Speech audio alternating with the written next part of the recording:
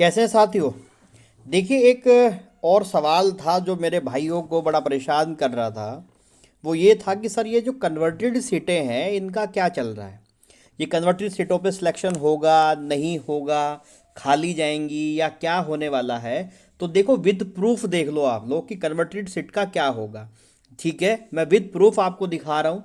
ठीक, एक बात को आराम से यहाँ चीज़ों को देखना और समझना। ठीक है, देखिए, ये आज ही आयोग की साइट पे एक अपलोड हुई है पीडीएफ। इसमें क्या है, आप ध्यान से सुन लो, पहले मैं पूरी बात आपको समझाता हूँ। ठीक है, ये एक विज्ञप्ति थी जो जनजाति कल्याण विभाग के अंदर सहायक अध्यापक प्राइमरी का ये पूरा मामला था। ठीक है, इसमें सब बातें हुई थी। मोटे तौर पे जो मुद्दे, बेसिक मुद्दा ये है कि सहायक अध्यापक प्राइमरी पद के अभिलेख संरक्षिका के उपरांत, यानी कि पहले जब डॉक्यूमेंट वेरिफिकेशन हो चुका था उसके बाद सामान्य श्रेणी converted from journal RASP। RASP का मतलब, RA का मतलब होता है राज्य आंदोलनकारी और SP का मतलब होता है स्पोर्ट्स पर्सन। ठीक है, के अवशेष दो पदों के सापेक्ष। मोटे तौर पे बात यह है कि इसमें क्या हुआ था कि जो सीटें थी जर्नल की, एक तो राज्य आंदोलनकारी और दूसरा स्पोर्ट्स पर्सन की, ये सीटें थी जो खाली रह गई थी। तो वे खाली सीटें को क्या कर दिया गया था, सामान्य श्रेणी में लेके चले गए थे, यानी कि अनारक्षित श्रेणी में उसको लेके चले गए थे। तो उसके लिए फिर से दोबारा से क्या करवाया जा रहा है, डॉक्यूमेंट वेरिफिकेशन करवाया जा रहा है। ठीक है, देखो यहाँ पे इन्होंने एक बात कही है जो मैं आप लोगों को दिखाना चाह रहा था। ये विद प्रूफ देखो, पहले से हटाते हैं यहाँ से।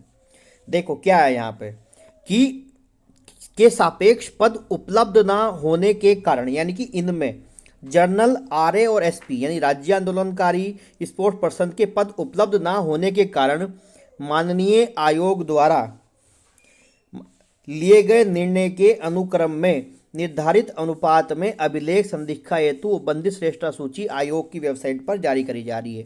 यानी आयोग ने यह निर्णय लिया कि उन पदों को किससे भरेंगे, सामान्य श्रेणी के पदों से भर देंगे। तो यानी सेम स्थिति वहीं पे है कि जैसे आपके, मैं नीचे आता हूं तो आप पहले विद प्रूफ देख लो, फिर हम इस पर बात कर लेंगे। देखो, ये कन्वर्टेड हुई हैं, select as converted from journal RASP, select journal RASP, journal RASP।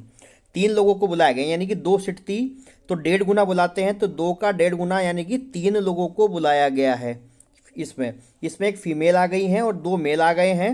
देखो, दोनों जर्नल हैं। रिटर्न मार्क्स मिनिमम आपको पता है 45 से ऊपर होने चाहिए थे, 45 से ऊपर। ये रैंक 22, 23, 24 को बुला लिया गया है। समझ में आ गई बात आपको।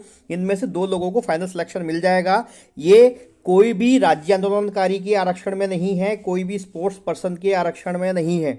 बात समझे, यानी कि मोटे तौर पर मैं आपको सही सही बात समझाता हूँ। देखो यहाँ पे क्या है कि यदि मान लिया कि जैसे जर्नल में कोई ऐसी सीट है जो EWS हो, राज्य आंदोलनकारी हो, स्पोर्ट्स पर्सन हो या ऑर्फन हो, इनमें से अगर कोई भी सीट बचेगी तो उनको कन्वर्ट कर देंगे उसकी कैटेगरी में। ऐसी सेम होगा किसके अंदर, OBC के अंदर। यदि OBC में यहाँ पे कोई ऐसी सीट बची जो OBC राज्य आंदोलनकारी, OBC स्पोर्ट्स पर्सन या OBC ऑर्फन की होगी, तो उसको OBC के ही किसी अन्य बच्चे से भर दिया जाएगा। जरूरी नहीं है, यदि ऐसे बच्चे उपलब्ध ही नहीं हैं, यदि ऐसे बच्चे मिलते ही नहीं हैं, तो उनको कन्वर्ट कर देंगे कहाँ पे, उसकी जो आपका बेसिक जो श्रेणी होगी उसमें कन्वर्ट कर देंगे। ठीक है, तो अब मुझे लगता है कि आपके मन में कोई ऐसा डाउट नहीं बचेगा जिससे आपको समस्या होगी। ठीक है, ये आपका मेरे अकॉर्डिंग क्लियर हो गया होगा कि कन्वर्टेड श्रेणी में भी कोई दिक्कत नहीं है, वहाँ भी आपके सिलेक्शन होने के पूरे पूरे चांस है। विद प्रूफ देख लो, एक एक बात को विद प्रूफ बता रहा हूँ। अब तो चैनल सब्सक्राइब करो, 10,000 की फैमिली पूरी करनी है और 10,000 लोग जल्द से जल्द हमें पूरे करने हैं अपनी फैमिली में। ठीक है, चलिए आज इतनी बातें रखते हैं इस वीडियो में, फिर अगर कोई अन्य सूचना होगी तो मैं आप तक पहुँचाऊँगा। जय हिंद, जय उत्तराखंड।